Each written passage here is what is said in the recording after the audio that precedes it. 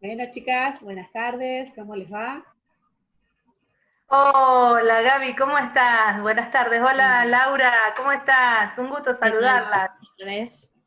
¿Cómo están? Bien, bien, muy bien. Bien. Bueno, qué temón el día de hoy, por favor. ¿Así? Buenísimo. Eh, Pandemia, ¿qué nos dejó? El rediseño del sistema educativo, modelos híbridos y el nuevo rol docente. Y hoy es un gusto presentar a nuestra Rosarina for Export, María Laura Nóbrega González, licenciada en periodismo por la UNR, profesora superior universitaria por la UCA, máster en gestión y evaluación de la intervención para la transformación social en la Universidad de Lleida, y estudiante de doctorado por la misma universidad en educación, sociedad y calidad de vida. Realmente para nosotras, soy Gaby, todo un orgullo presentar a Laura, nuestra querida amiga, como dije, Rosarina de exportación. Bueno, muchas gracias por las presentaciones. Y sí, la verdad que, como decíamos, ¿no? En charlas previas y ya con el título de este conversatorio de hoy, cuánto nos dejó y cuánto nos va a dejar, ¿no? Cuánto nos dejó hasta ahora ese camino recorrido ya de más de 4 meses y cuánto tenemos más por delante, sobre todo trabajando en contextos tan inciertos, Exacto, algo a lo que quizás no estábamos acostumbrados. es verdad. Nosotras pensábamos con Nidia, bueno, a lo mejor arrancar, que nos puedas contar cómo estaba el sistema educativo en Cataluña en general previo a esta pandemia, cómo los encontró a ustedes la pandemia. Y la pandemia se encontró a mediados de marzo. En realidad ya los primeros días de marzo había algunos casos en España, pero bueno, si nos ubicamos temporalmente en cómo estaba el calendario académico, ya había transcurrido más de la mitad del año académico. Recordemos que aquí va de septiembre a junio, y, y ya quizás todos ansiosos por las vacaciones de Semana Santa, rindiendo bastantes exámenes y demás, así que fue bastante, digamos, incierto porque se dio, sobre todo en Cataluña, se dio de golpe casi, no así en Madrid, que ya había, bueno, determinado unos días antes del cierre de sus escuelas y universidades, y ya se venía previendo que en España iba a terminar pasando. Eh, pero bueno, Cataluña había previsto el lunes 16 de marzo y después, por bueno, muchos casos que se dieron en una ciudad cercana aquí, de Igualada, donde la universidad tiene un campus, se adelantó todo. O sea, me acuerdo que haber ido un jueves a la universidad y bueno, estar hablando y viendo y decir mañana viernes cuando vengamos a la cátedra de innovación social, acá de la UDL, eh, se verá cómo se sigue, porque también, bueno, había muchas cuestiones que se venían cursando o se iban a cursar. En mi caso iba a cursar varias cuestiones del doctorado, y, y al final nos fuimos ese día a la universidad al mediodía con esa respuesta, y después al llegar a casa, me acuerdo poner el noticiero y que el presidente de la Generalitat de Cataluña adelantaba todo al viernes 13 en cuestión de educación, Ajá. y, y ya el sábado 14 el presidente de España eh, avisaba de que iba a comenzar el estado de alarma en España, que es directamente el confinamiento obligatorio. Así que bueno, fue todo como muy Claro, muy rápido. de golpe, como digo, o sea, muy rápido, una vorágine, la verdad que no te daba tiempo a casi nada. Eh, y, y bueno, no hacía a lo mejor en Madrid, donde uno tiene conocidos y amigos y familiares, y ya esa misma semana, que fue nuestra última semana de clases, digamos, ellos ya estaban, digamos, con las aulas cerradas. Ujú. Pero bueno, en la vida, digamos, en la calle seguía normal. Entonces se dio de otra forma. Claro. Pero bueno, o sea, a ver, eh, segunda mitad de año, como en Argentina, eh, ya interviniendo algunas cuestiones de cierre incluso, Como digo, antes de las vacaciones de Semana Santa casi siempre hay mucha cantidad de exámenes, y después de entre Semana Santa y la fiesta de San Juan, que es más o menos el cierre, dependiendo en las escuelas es un poquito antes, pero es mediados de junio. Ya es como la última etapa final, los chicos, por ejemplo, de bachiller ya preparándose para rendir la selectividad a la universidad, los de cuarto de ESO, que es similar en edad a un tercer año de Argentina, terminando la educación obligatoria, después decidiendo si van a hacer bachiller, ciclo de formación, y entonces es como que es una etapa ya más de cierre, aunque quedaban muchas cuestiones, como digo, evaluativas por llevarse adelante y que hubo que preparar, pero sí todas las escuelas cuentan con un campus virtual y demás, así que ya algunas cuestiones se dirimían a través del campus virtual en una cursada normal. Entonces fue trasladar lo que había quedado presencial, digamos, a ese campus. Claro. Y Laura, ¿vos nos podés contar qué decisiones se fueron tomando y cómo se fue acomodando la educación a este nuevo contexto dentro de todo lo que vos nos puedas ir contando, que nos parece sumamente importante para ir haciendo algunos tipos de comparaciones, ¿no es cierto?, con nuestro país? Sí, como les digo, la decisión de cerrar escuelas y universidades sí en Cataluña fue abrupta, quizás en Madrid fue más escalonado, contaron con otro tipo de tiempo.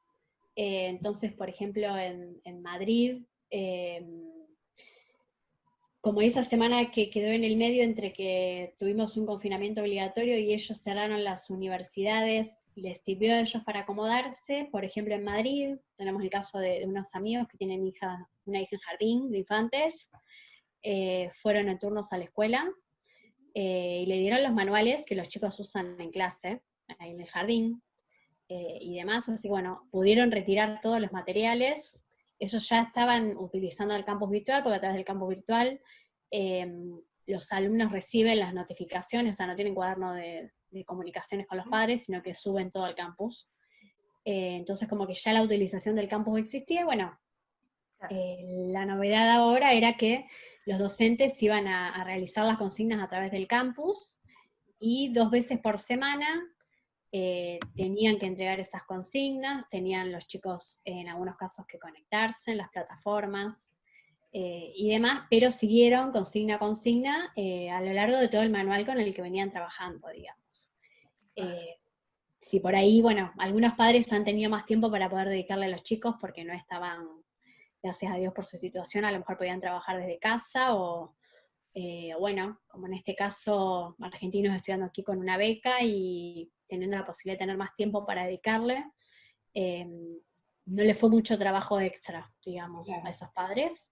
Pero sí había padres, nos comentaban en los grupos de WhatsApp, que por ahí a veces pedían por ahí entregar un día más tarde o ver cómo se acomodaban, pero tampoco fue ningún problema, o sea, en eso se fueron, digamos que acomodando también a las circunstancias, porque para todos fue igual.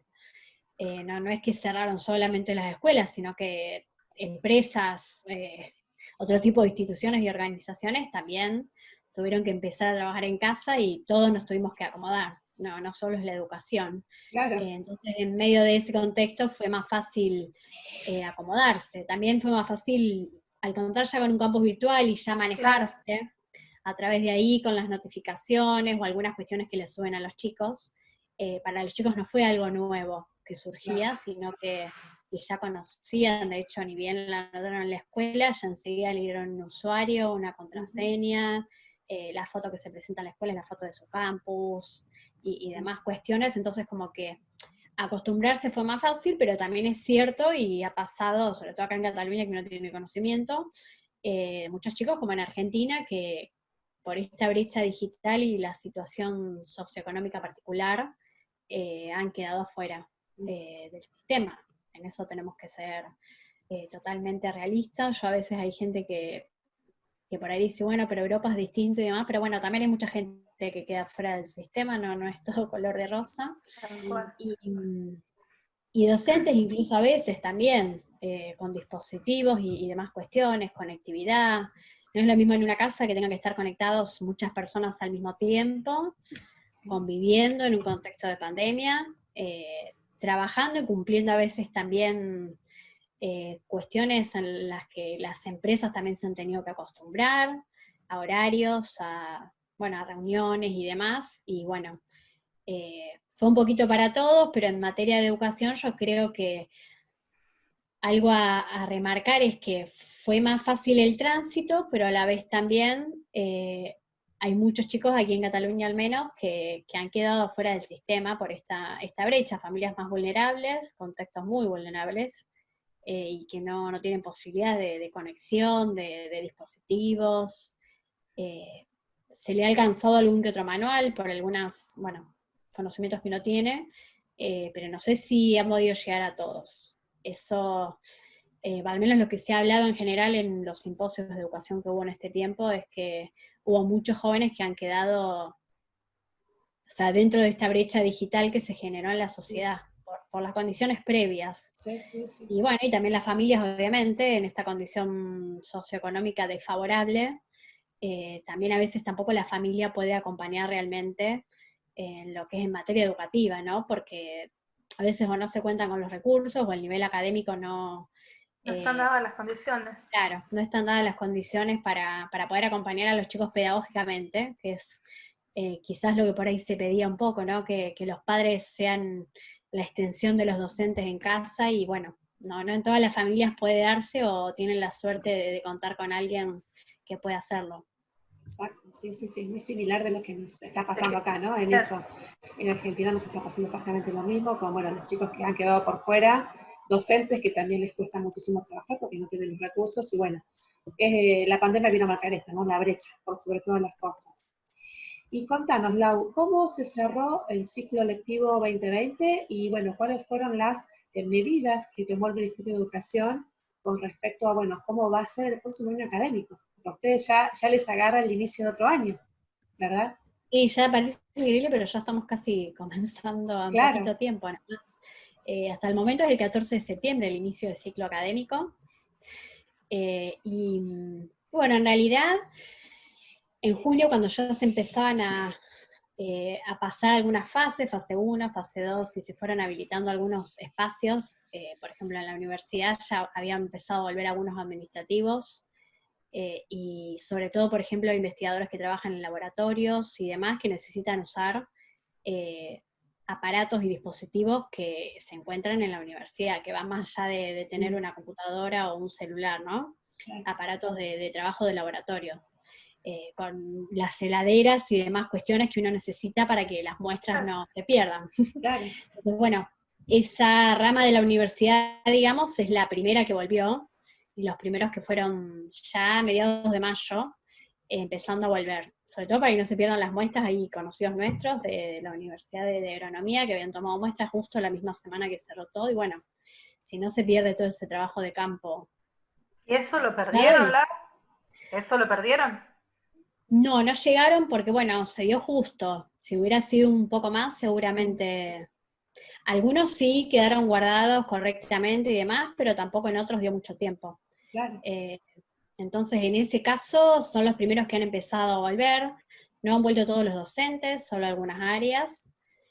Y en el caso de las escuelas, sí empezaron a volver algunas tutorías especiales, si lo hablamos en un lenguaje más argentino, tutorías especiales sobre todo para los alumnos que tenían que rendir la selectividad a la universidad. Y para aquellos que habían tenido, obviamente, habían quedado dentro de esta brecha que decimos que generó toda esta situación, la brecha digital, necesitaban alguna ayuda particular, pero bueno, la ministra de Educación a nivel nacional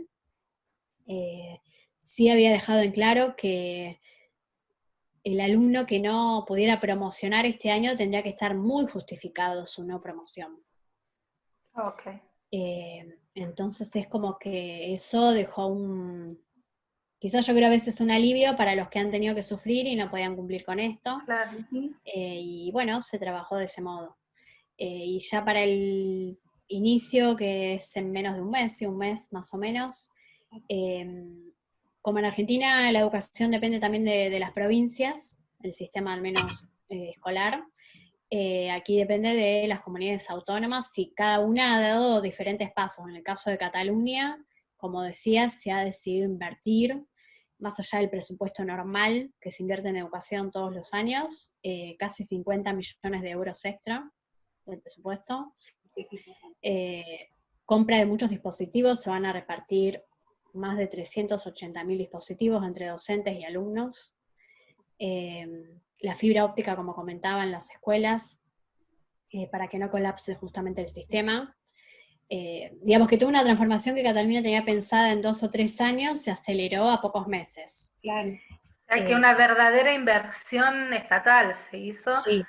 en este contexto, claro. Sí, en eso sí. Por ejemplo, las escuelas van a contar con un enfermero ahora. Ajá.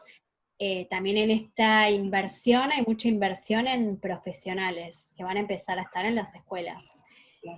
Va a ser un cursado semipresencial por el hecho de que, bueno, como también se charla en Argentina, ¿no? La distancia que tiene que haber en las aulas, los grupos, cómo se conforman, el uso del barbijo, de los elementos de seguridad e higiene, hasta incluso de los baños, con tiempos.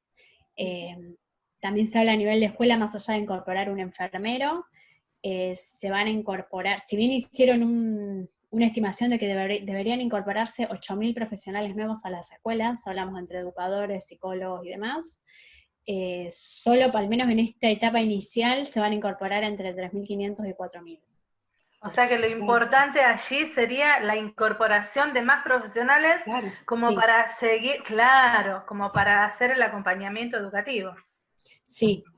Y bueno, en el caso, por ejemplo, también de las escuelas, se está hablando en los diferentes, ayuntamientos para que la policía urbana organice los ingresos a las escuelas y quizás corten la calle y lleguen los alumnos caminando de última con los padres. Los padres llegan hasta la puerta y no se les permite el ingreso, por ejemplo, no se les va a permitir.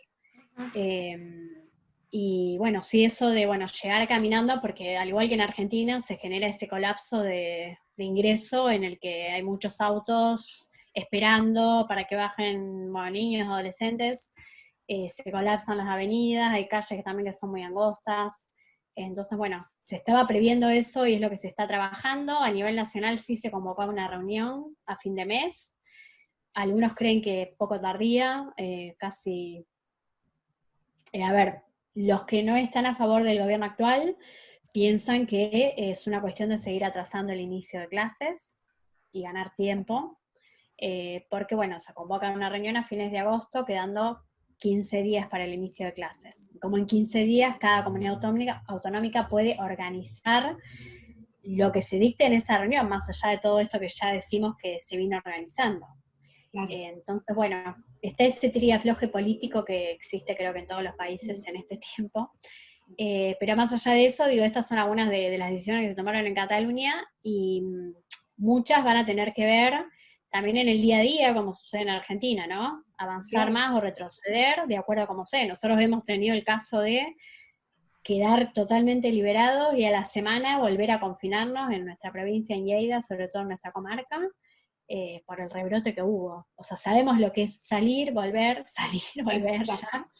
Entonces es como que ya estamos acostumbrados, ya hasta quedás como, no sé si uno por ahí decía, sintonizado en, como que uno no cae todavía en el que puede, porque de verdad ahora ya tenemos salidas más extensas y todo, nosotros hemos podido incluso recorrer acá algunas zonas de Cataluña, no salir de Cataluña por el momento, pero estar acá en Cataluña, y es como que uno queda, no te surge esto de decir, hacer un viaje más largo, o ir aunque a otra comunidad española, seguimos en este caso aquí, y en materia de universidad sí se sabe que va a ser semipresencial, que los alumnos sí de primer año van a tener el 60% de las materias online, y los de segundo en adelante el 65%, van a tener un poco más de presencialidad los de primero por estar recién ingresados a la universidad, y solo van a tener que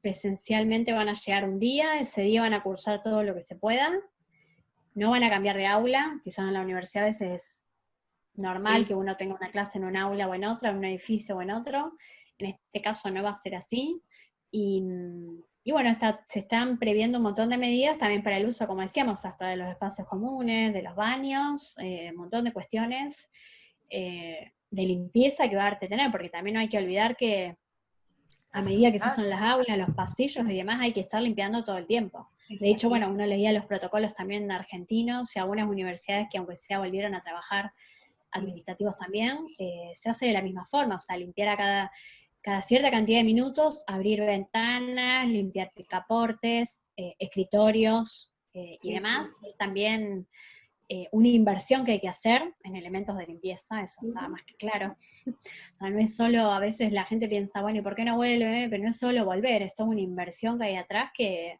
Dios, a veces los porteros terminan en las escuelas limpiando como pueden, de a poco entre un turno que entra y otro que sale, que acá es distinto porque es un solo turno entero con una jornada extendida.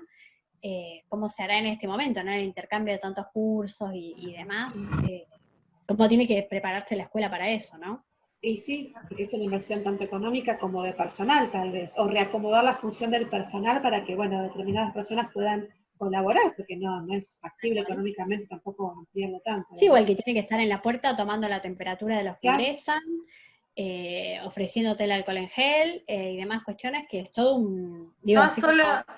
Bueno, claro. No solo el insumo económico, sino también el insumo humano que exacto, o sobre todo, sí. Por eso es importante lo que decía Laura hace un rato, de incrementar la capacidad de personal, entonces que se va tomando, digamos. Entonces esto sí va a facilitar la cuestión y va a posibilitar a optimizar la situación, pero sería una cuestión de estar revisando todo esto continuamente. Lau, y vos nos hablabas, digamos, cuando hacíamos las previas del Zoom, y bueno, atento a lo que vamos escuchando, de que se habla de modelos híbridos, los cuales combinan lo presencial y lo virtual en este proceso de enseñanza-aprendizaje. ¿Vos podrías contarnos de qué se trata todo esto y si se está llevando a cabo y cómo lo están utilizando? Sí, el modelo híbrido, esta idea de, como decías Nidia, combinar lo presencial y lo virtual, surgen estas charlas, en general en Cataluña, cuando termina un curso académico, se realiza un simposio de todas las universidades de Cataluña, universidades catalanas, y las facultades de educación de cada una de esas universidades, intentando promover espacios de conversación y de innovación, de creatividad y demás. Y bueno, en el que hemos participado este año, que fue de manera virtual obviamente, desde universidades públicas para que entendamos por ahí si alguna no participa, porque a lo mejor es del ámbito privado. Y bueno, digamos que fue como el resumen de lo que nos quedó en claro, que era el rol que tenía que jugar hoy la universidad, pensarla como una comunidad en la cual están, no sé, si uno se hiciera hacia arriba y tuviera que mirar hacia abajo desde una mirada más estratégica, por ahí lo que comentamos era no dividir que esté el campus virtual del otro campus, es un solo campus. Es un solo campus donde se combinan presencialidades y virtualidades, pero es una sola universidad, no tenemos una universidad montada en una nube online y otra universidad en lo físico, porque si no también esta separación marca muchísimas cuestiones. Cuando uno lo piensa así, piensa otro tipo de experiencia universidad. Algunas cuestiones que marcamos esta fractura del espacio-tiempo, porque también en un ámbito virtual hablamos de flujos, ¿sí? Hablamos de flujos de datos, de intervenciones, de un montón de cuestiones relacionadas más con este recorrido que hacen los datos de un lugar hacia otro, que no es lo mismo que de una manera presencial. Estos espacios, digamos, de flujo tienen una dinámica más móvil 7/24, como decíamos, o sea, los 7 días de la semana, 24 horas. Y se intenta romper este binomio que, bueno, perduró por muchos años y que también ha tenido diversas implicancias en la sociedad, que es presencial o virtual. ¿Sí? O sea, se rompe este binomio para hacer uno solo. Decía un profesor, y es una frase que me gustaba mucho, de volver a los orígenes de la universidad como institución, ser una comunidad de profesores y de estudiantes, donde se busca la verdad, obviamente, a través de la ciencia, de las conversaciones, de las reflexiones. Y uno de los docentes, que es justamente argentino, Hugo, recomiendo una publicación que han sacado tanto Hugo Pardo Kuklinski como Cristóbal Cobo. Cristóbal trabaja en todo lo que es el Plan Ceibal en Uruguay, y Hugo trabaja aquí desde Barcelona. Se llama el Expandir la Universidad, lo pueden googlear y descargar.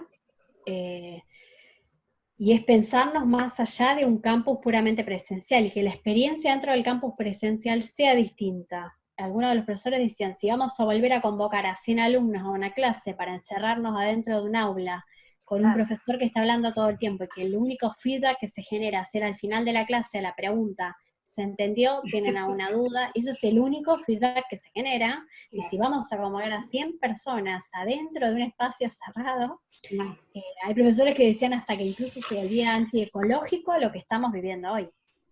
No hay en ningún lugar del mundo hoy, al menos que conozcamos o que sepamos, se reúnen tantas personas al mismo tiempo. O sea, de hecho, fíjense que han vuelto ligas de fútbol acá en Europa y la gente todavía no puede ir a los estadios. No hay cines cerrados, hay muchos autocines que se han generado en los pueblos aquí de Cataluña, por ejemplo. Bueno, y un montón de cuestiones todas abiertas, a los espacios cerrados no se están utilizando. Teatros, bueno, un montón de lugares. Y digamos que también tener en cuenta que si todo lo que hacíamos presencial lo quiero pasar de la misma forma a lo virtual y no agregarle nada de valor, tampoco. No es solamente, decíamos por ahí no podemos ser generadores de PDFs todo el tiempo, porque no se puede. Exacto. Digamos que hay una nueva mirada del rol docente, de la que vamos a hablar en un rato, pero tiene que haber un agregado diferencial para el estudiante, ¿sí? Lo tiene que vivir como un todo, tampoco tiene que haber un quiebre. En esto del binomio es no vivir el quiebre de que parezca que cuando estoy presente vivo la universidad de una manera, y si estoy del modo virtual se vive de otra, sino que tiene que ser un todo. Y bueno, y en esto de que ya usamos en la presencialidad lo que es sincrónico y asincrónico, conjugar ambos espacios, tanto el virtual como el presencial, experiencias que enriquezcan el aprendizaje, tener en cuenta que también, bueno, al menos en el ámbito universitario van a tener que darse un montón de cuestiones, ¿no? Sí. Si nos ponemos a pensar en esto, y si nos ponemos a pensar también en los nuevos liderazgos institucionales. Bueno, Lau, sí, la verdad que más que interesante lo que nos venís diciendo, si bien son protocolos que en Argentina también se están planteando, bueno, evidentemente su aplicación va a ser distinta, que tiene que ver con los recursos económicos y humanos, que bueno, hay mucha diferencia, mucho abismo entre un país y otro, ¿verdad? Y pensando esto, bien, vos lo dijiste antes, ¿cuál sería, o cuál podemos pensar que sería el rol docente, el nuevo rol docente, más allá de la pandemia? Porque esto viene a generar todo un cambio en nosotros, en los docentes, que va a tener que perdurar de alguna forma, no es algo de contingencia. No sé vos qué pensás, ¿cuál podría ser este nuevo rol al que nos enfrentamos los docentes de aquí? Y al menos aquí, después de estos simposios, la idea que empieza a tomar forma es el de docente como diseñador de experiencias de aprendizaje. Y por eso se hacía mucho hincapié en esto de no ser generadores de PDF e ir más allá del PDF. Claro. Tanto sea cuando nos veamos presencialmente, como para cuando tengamos que vivir más experiencias virtuales, ¿sí? Tanto en lo sincrónico como en lo asincrónico, porque por ahí a veces también hay clases más allá de la plataforma que se utilicen, no importa, en que a veces solamente también es un docente que habla, que expone un tema, que quizás preparó algún PowerPoint o alguna presentación, y va trabajando sobre eso, pero tampoco hay forma de generar otro tipo de feedback u otro tipo de intercambio dentro de esa clase, porque se ha dado también. Al mismo tiempo, ha habido muchos docentes, me ha pasado también a mí en cursos que hice en este tiempo, que fueron online obviamente, docentes que graban ciertas presentaciones y que también van recorriendo una presentación de PowerPoint o con la plataforma que trabajen, pero se ofrecen quizás en algunos momentos preguntas, trabajos para hacer mientras vas escuchando, alguna cuestión que genera otro tipo de trabajo que no sea el mero sentarse o verte en vivo cómo desarrollas una clase y yo nada más veo, o que vos me muestres un video y te hayas grabado en tu casa antes y quedes solamente ahí. Entonces, va a haber que repensar sobre todo los formatos, ¿sí? Porque como todo proceso de enseñanza-aprendizaje tenemos que tener metodologías y tiempos, y en el caso de lo virtual también tiene sus propias metodologías y sus propios tiempos.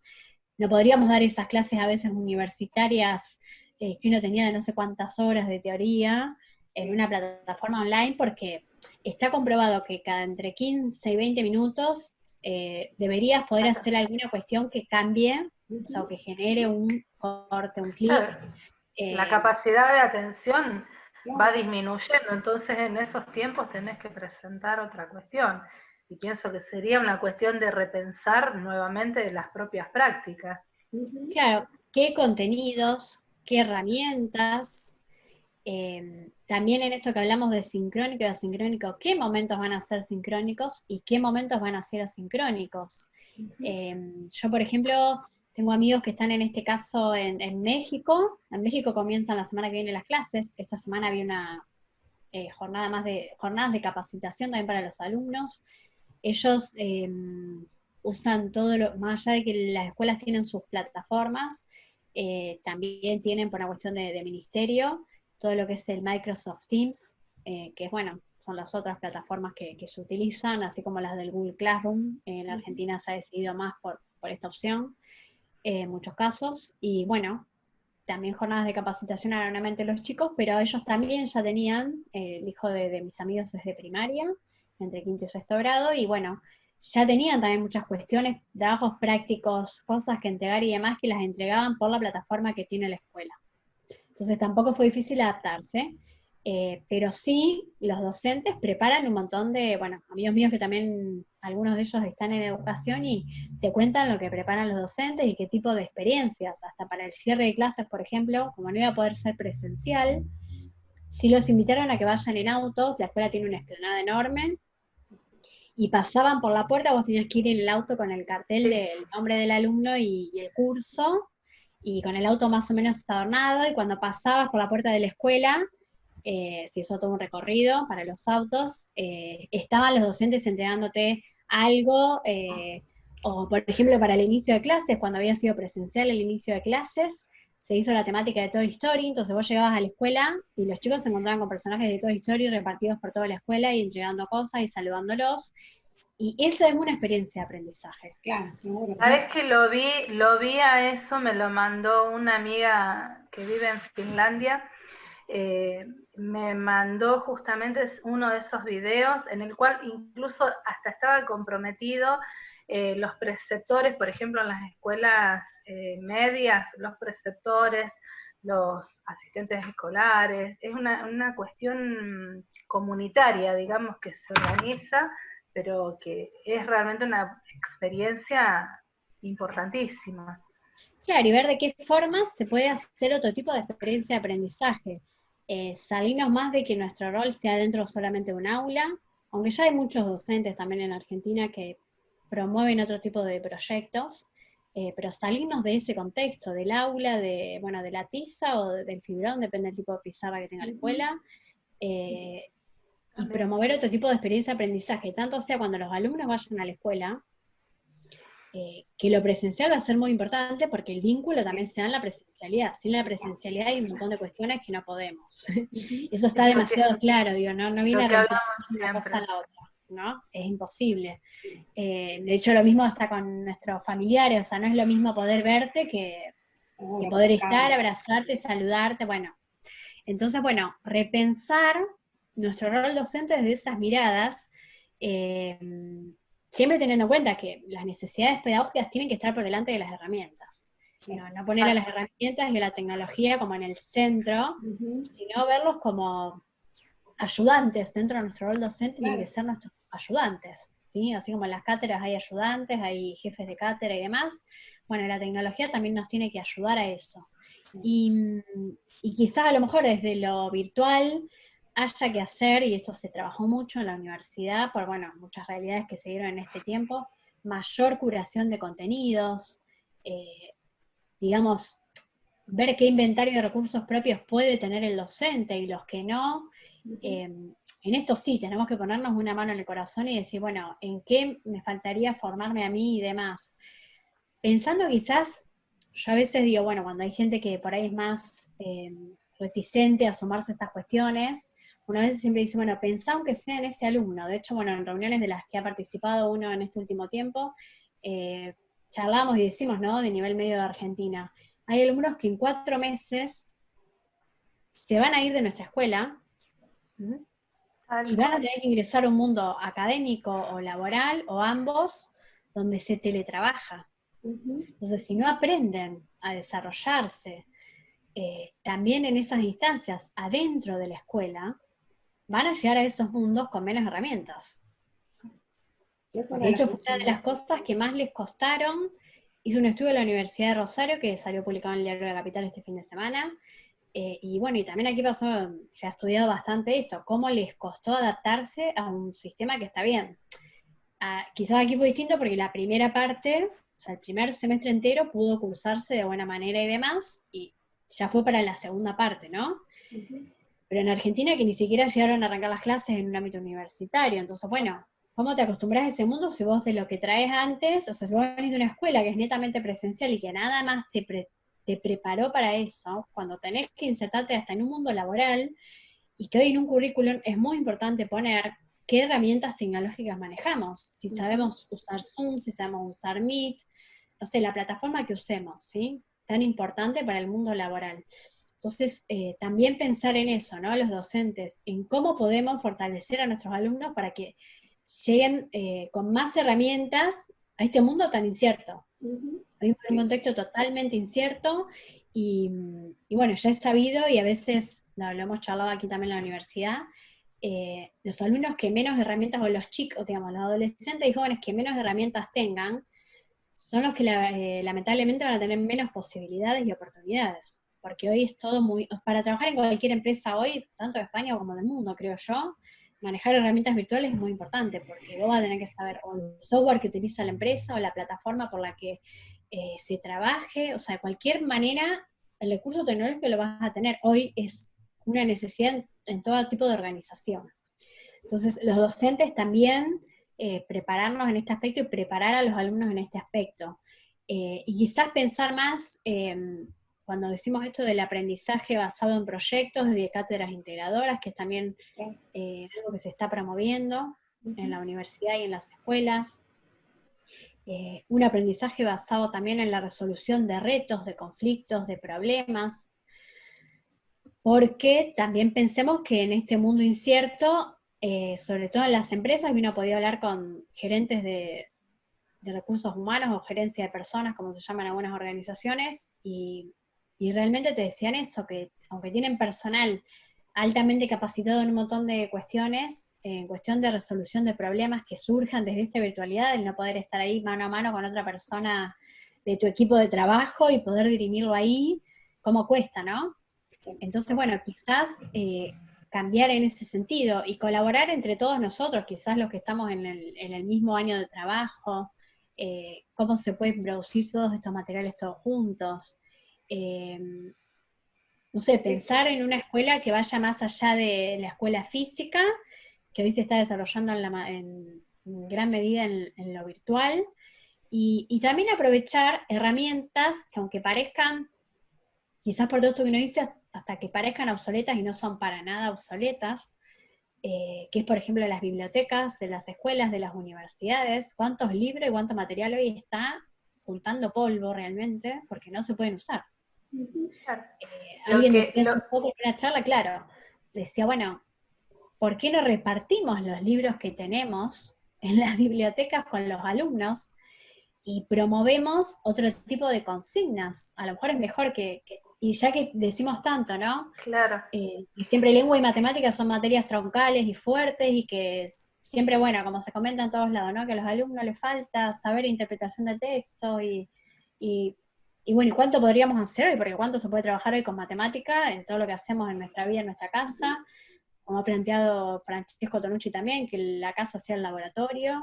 Y por ejemplo el libro, promover lecturas, no solo de lecturas de literatura, sino cuántos manuales de ciencias sociales, de libros de historia, de geografía, sobre todo a nivel secundario, hay hoy en las escuelas que están en las bibliotecas y no los está usando nadie.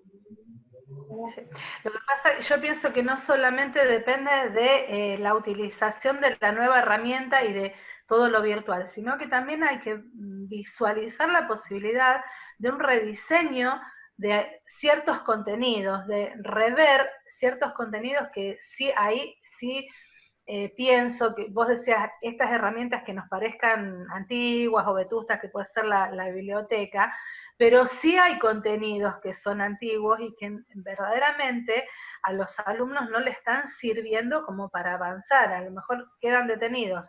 Y las mismas prácticas docentes, llevándolos a las prácticas nuestras, quizás hay docentes que se detienen en estas cuestiones más antiguas y que siguen dando la típica cuestión de hacer las clases estas tan bajadas, como hablábamos hace un rato, y después toman los exámenes para evaluar que terminan siendo muy, muy avanzados o muy de avanzada y no condice una cosa con la otra. Entonces, tras que venimos con este problema serio de que hay falta de comprensión lectora, los alumnos no... Entonces es todo un berenjenal incierto que verdaderamente es necesario que se aplique otro tipo de formación, si se quiere, o el cambio de formato que veníamos hablando recién, como para que pueda llegar a esto que vos decías, a que el alumno cuando egresa de las instituciones secundarias y que tiene que ir a una universidad o a trabajo, pueda acceder a este tipo de otros formatos de trabajo. Pienso esto. Sí, mira, yo creo que me encanta escuchar a las voces, pero a mí me pensaba en esto de que tenemos que cambiar formatos, ¿no? El formato principal que hay que cambiar es la formación docente, porque tenemos que generar nuevos docentes. Claro que sí. No podemos pretender que un docente del siglo XX enseñe con tecnología del siglo XXI porque no se capacitó, ahí está la brecha. Entonces me parece fundamental que vayamos a la fuente, que rescatemos las bases docentes y comenzar a trabajar ahí para comenzar a formar nuevos docentes para las nuevas tecnologías y para los nuevos propósitos que estamos necesitando. Entonces, tenemos que ir a la raíz. Por supuesto que lo demás tenemos que seguir trabajándolo, pero tenemos también que empezar a comenzar a pensar esto de, bueno, ¿cuál va a ser perfeccionamiento docente continuo? Exacto. El perfeccionamiento docente continuo. Sí, y eso incide totalmente en, digamos, en nuestro rol, en el cambio del rol docente y el rol que se necesita para un docente, no solo post pandemia, sino que para todo en realidad, porque estamos viviendo otros contextos, claro, otros contextos, otros momentos. Sí, también en este caso, pensar que quizás, bueno, no sé cómo va a ser de aquí en más todo, como volvemos a repetir, es demasiado incierto, y a lo mejor eso también nos tiene muy movilizados, ¿no? Acostumbrados a transitar un mundo donde mal que mal, a pesar de que se daban un montón de cuestiones, que hoy esto las remarcó y las puso ahí arriba, en cuestiones sociales, económicas y demás. Me parece que también hay que repensar en esto que decían ustedes y coincido de la formación docente.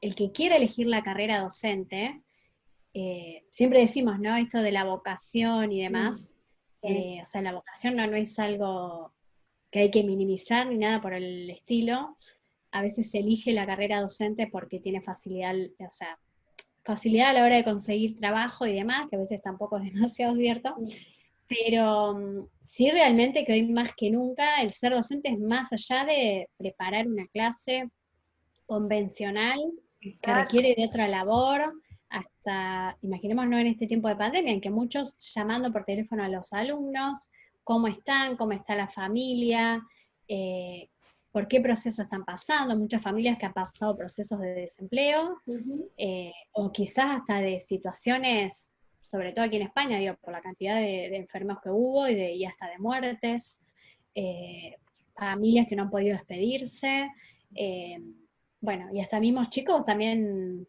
conocido algunos casos de adolescentes que también han tenido varias complicaciones de salud, o los padres. Entonces, bueno, en medio de todo este contexto, en el que por ahí, bueno, alguien decía aquí en España hace unos días, todos perdimos algo, y todos vamos a perder algo.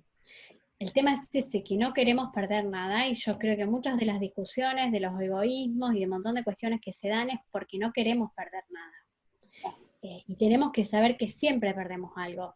A lo mejor Europa está acostumbrada de otra manera porque ha vivido guerras mundiales, se han dado un montón de procesos.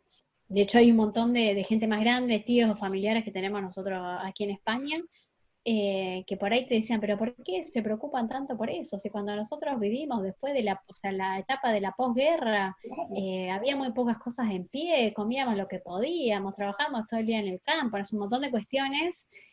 Y que por ahí a lo mejor había muchos jóvenes, porque también pasaba, muchos jóvenes ofuscados porque se le habían suspendido viajes, porque hay muchas otras facilidades y comodidades que tenemos hoy que se vieron totalmente colapsadas. Claro, lo que pasa es que, digamos, son cuestiones totalmente diferentes, como vos dijiste. El europeo se acostumbró lamentablemente a resurgir de las ruinas, como digo yo siempre, tipo ave fénix, y que lamentablemente en Argentina, por ejemplo, llevándolo a nuestro plano de país, somos un país relativamente joven y que si bien pasamos por situaciones muy históricamente muy difíciles, no llegaron a ser las situaciones que se vivió en Europa. Entonces, es como que en Argentina el argentino no está acostumbrado a renegar de nada o a dejar de lado muchas cosas, y esto hace que surjan las individualidades y estas cuestiones de no, yo esto no lo acepto, esto no lo asumo, y es lo que nos lleva a truncar muchas situaciones y aflorar los egos de cada uno. Claro, y pensar que, bueno, en esta reconstrucción del rol docente, también es una revalorización a nuestro rol, que tal cual. A veces ha quedado hasta por fuera del sistema educativo, ¿no es cierto? Sí. Porque, a ver, muchos no conocen a veces la realidad de las escuelas cuando uno le iba contando, aún yo no estando en Argentina, pero conociendo la realidad de compañeros, o si puedo charlarlo con ustedes, o con mis propios compañeros de escuela. Como todavía no hemos podido volver por toda esta cuestión, estoy reincorporada a la escuela de manera virtual, como hacen también mis compañeros que están ahí, digamos, estamos todos en la misma situación, ¿no? Pero bueno, pensando desde este lugar, uno quizás mira y dice cómo también después se ha no desfigurado, porque también yo creo que si elegimos una carrera como esta, tenemos esta vocación, tenemos como esta cuestión de querer cuidar a todos, de preocuparnos del vínculo, de la cercanía, pero cómo terminamos también a veces, y acá no lo, o sea, cuando uno lo comenta, no, casi a veces no lo pueden creer, cómo terminamos encargándonos del comedor de la escuela, de si los chicos tienen para comer, si conseguimos el bolsón de ropa, o sea, un montón de cuestiones que terminan realmente en manos de la escuela, porque es de las pocas instituciones que, aunque pasen los años, pase lo que pase en el país, siempre está para dar una mano en todo, la escuela. Y mucho, lo comentaba cuando me ha tocado hacer la presentación de mi tesis de fin de máster, la escuela argentina, digamos que le ofrece la oportunidad a muchos chicos de vivir un montón de experiencias que si no fueran por la escuela, no podrían acceder a vivirlas. Entonces, ¿por qué tendríamos que salir hoy todos los argentinos a la calle a defender la escuela y a defender, bueno, no salgamos en este contexto, pero sí de nuestros lugares y no ponernos en contra de los docentes, del director y demás, porque así como a vos te costó acostumbrarte a el sistema de tu trabajo nuevo, del soporte que haya elegido tu empresa, de cómo te llama tu jefe todo el tiempo y demás, pensemos que en una escuela, ¿por qué tenía que ser distinto? O sea, ¿por qué? ¿Sí?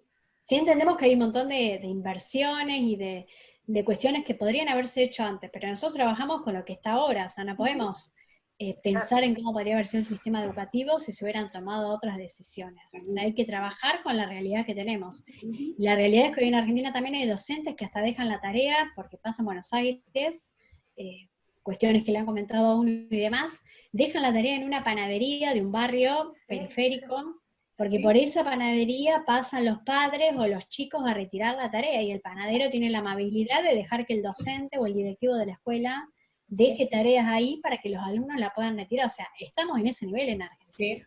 Sí, también. Entonces no nos podemos poner en contra de la escuela. No. Y en este nuevo rol docente, por supuesto que además de lo que comentamos, también quienes decidan estudiar esta carrera y tengan esta vocación, sepan que es hermosa, que te permite un montón de cuestiones, pero que también hay que trabajar muchísimo y hay que ponerle el pecho a un montón de cuestiones y de situaciones que realmente la hacemos realmente por vocación, porque yo creo que en otras carreras y en otros sistemas, no sé si la gente se preocupa de esta forma. Nosotros la verdad es que tratamos de velar por los alumnos para que estén de la mejor manera posible y bueno, creo que los perfiles y demás también tienen que ir cambiándose, que obviamente el nivel educativo en el nivel de formación docente habrá que hacer un montón de arreglos y demás, o sea, eso es más que claro, pero que también las decisiones se van tomando como se pueden con lo que hay, o sea, realmente tenemos una escuela que trabaja con lo que tiene como puede. Exactamente, claro. Yo creo que con lo que vos decías, que es muy lindo y es muy real, tiene que ver también que nosotros, los docentes, nos comenzamos a formar gente, diversas generaciones, porque en mi caso he colaborado con la formación de mucha gente, muchas generaciones, muchos chicos, pero tiene que ver este respeto social, no solamente desde revalorizarnos nosotros mismos como docentes y darnos la importancia y la magnitud que tenemos como ser educadores, sino que también depende para que la sociedad toda nos pueda reivindicar como docentes y como colaboradores en la educación de sus hijos, del tesoro que se tiene en nuestras manos, tiene que ver también con los gobernantes, y esto no es una cuestión ni partidaria ni nada, pero sin embargo tiene que ver con el valor, el poner en valor al docente desde todas las aristas posibles, como un ser que educa, como un ser que es un trabajador, como un ser que se perfecciona, pero sí desde el gobierno. Si desde las autoridades esto no se toma el valor que corresponde para el docente, seguramente la sociedad nos va a desvalorizar y ahí empezará nuestra baja autoestima como docentes también. Sí. Tiene que ver, Lidia, con esto de políticas de Estado, como bien discutimos, no partidarias, sino políticas de Estado. De que seamos un país con una política educativa que se sostenga y se mejore año a año, sin importar quién esté. No, por eso. Pero por eso es lo que hablamos en los otros Zoom también, en los otros Zoom anteriores, que decimos, esto tiene que ver con la inversión educativa, dijiste bien vos, las políticas educativas que se pongan en juego, y la inversión de aquellos presupuestos del PBI que sean para mejorar la educación y no para denostarla, justamente. Chicas, la verdad que yo podría estar horas charlando con ustedes. El tiempo es tirano y en un ratito se nos va a terminar, así que yo las invito por ahí a hacer un cierre. Y bueno, y hacemos otros encuentros, queda pendiente más charlas y otros temas. Fue un placer escucharlas. Y de verdad les digo, podría estar horas hablando con ustedes y escuchándolas. Así que gracias. Es para celebrar este encuentro realmente, porque la verdad que, mirá que para dejarnos calladas a nosotras dos, Gaby, fue un placer escucharte, Laura. Sí. Un placer, Lau, realmente, escucharte y saber, agradecerte lo tan bien predispuesta que estuviste siempre cuando te propusimos esta posibilidad de poder contarnos y bueno, y ser un poco el puntapié inicial de las próximas charlas que se van a venir con gente de otros países. Y que realmente es para que nos puedan contar y puedan compartir con nosotros lo que se está viviendo desde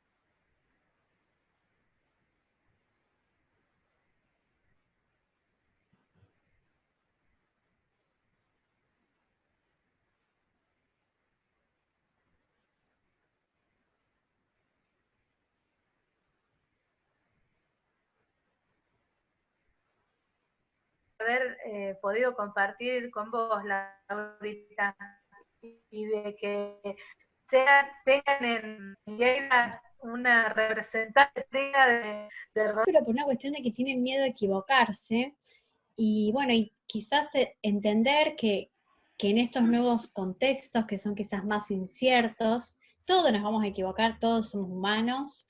A lo mejor todavía queda esa idea del docente que como tiene la verdad, es imposible que se equivoque, que no diga algo erróneo, pero somos humanos también y en esto también estamos aprendiendo día a día. No tener miedo de empezar a usar herramientas, y si estabas en una clase online, un Zoom o un Meet, el que sea, y hay algo y te equivocaste y no salió, no tener miedo, al contrario, uno ha estado en clases y hay cosas que no han salido porque a veces también la tecnología nos puede jugar algo en contra, o hay poca conectividad o cualquier cosa, y no tener miedo. Y sí, por ahí sí, a mí siempre me gusta, bueno, personalmente me encanta leer, vivo leyendo un montón de libros y cuestiones, y quizás dos propuestas que me parece que pueden ayudar bastante. Una que la mencioné durante la charla, que es expandir la universidad, pero que puede ser tranquilamente traspolada a una escuela, que puede descargarse desde internet en PDF, es libre, es abierto, es gratuito. Y el otro libro, que en realidad lo había leído cuando hice el profesorado ahí en Rosario, en la UCA, lo había usado para mi final de gestión, que es Directivos de Escuelas Inteligentes. Ya hace 6, 7 años que se publicó ese libro, seguramente, de Lourdes Baserra y Olga Casanova, que habla un poco de qué perfil y habilidades se exige el futuro, ¿no? Hoy muchas veces ellas lo planteaban en ese momento. El directivo es mucho más que aquella persona que se tiene que encargar de ver de que las clases se den, la escuela se abra y los alumnos ingresen. Se necesita otro tipo de líder. Hoy es más, aquí se habla de líderes educativos. Sí, hay que formarlos también, hay que empezar a formarlos a nuestros directivos. Entonces, bueno, claro, y es muy, o sea, la lectura es muy sencilla, y también nos habla un poco esta cuestión de que hoy no necesitamos mapas, sino que nos tendríamos que tratar de trabajar con cartas náuticas, que para los que trabajan por ahí más en la marina y demás, la carta náutica se va, digamos, como reactualizando a medida que uno va saliendo al mar. Si un mapa es algo más estático, que no se modifica. La carta náutica se modifica con cada salida de barco. Entonces, bueno, que podamos ir reactualizándonos, así como a veces el GPS nos dice, bueno, recalculando, igual. Y podamos, claro, y que podamos seguir haciendo eso y no pensar que la escuela ya está creada y así como está, ya está y demás. No, todo el contrario.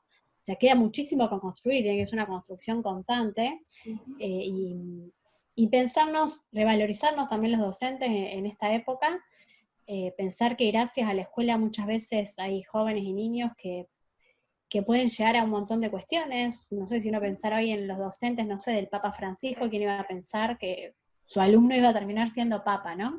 No sabemos qué lugar van a ocupar nuestros alumnos, hacerlo con el corazón abierto de la mejor manera posible, no tener miedo, eso sí lo volvería a remarcar, innovar en cuestiones de ir probando qué sirve, qué no sirve, si a lo mejor vemos que 30 minutos es mucho, probar con 15, 20, si da para más, si tengo que armar salas y grupos, cómo puedo también promover un aprendizaje basado en proyectos, con cátedras integradoras, pensar en la escuela como una sola cuestión, no el campus virtual por un lado y lo presencial por el otro. Y bueno, y trabajar pensando, sobre todo, lo remarco porque uno siempre tuvo ese pensamiento, trabajar por los alumnos, por los jóvenes y niños que que tenemos la obligación, digo, de darles y ofrecerles todas estas oportunidades y que puedan desarrollarse de la mejor manera posible, que a veces nos va a ser un poco más fácil en algunos contextos porque tenemos una familia que nos acompaña o un montón de otras redes que nos sostienen, pero hay otros contextos en los que no, y si no estuviéramos nosotros, no habría otra persona. Entonces, bueno, trabajar también pensando en eso, ¿no? Si la escuela no estuviera, ¿a dónde estaría ese niño o a dónde estaría ese joven en este momento? Exacto. Chicas, es un placer, yo no quiero que se nos corte, me gustaría que, bueno, nos pudiéramos despedir, y bueno, y dejar pendiente otra charla, otro encuentro, y otros temas si les parece, pero bueno, fue muy productivo el conversatorio del día de hoy, y la verdad que un placer escucharlas, así que de mi parte, gracias, un placer enorme. Igualmente. Bueno, gracias por invitarme. No, gracias a vos, gracias por tu generosidad, de verdad te lo decimos siempre. Muchísimas gracias. Gracias. Chao, chicas, un beso. Chao, un placer.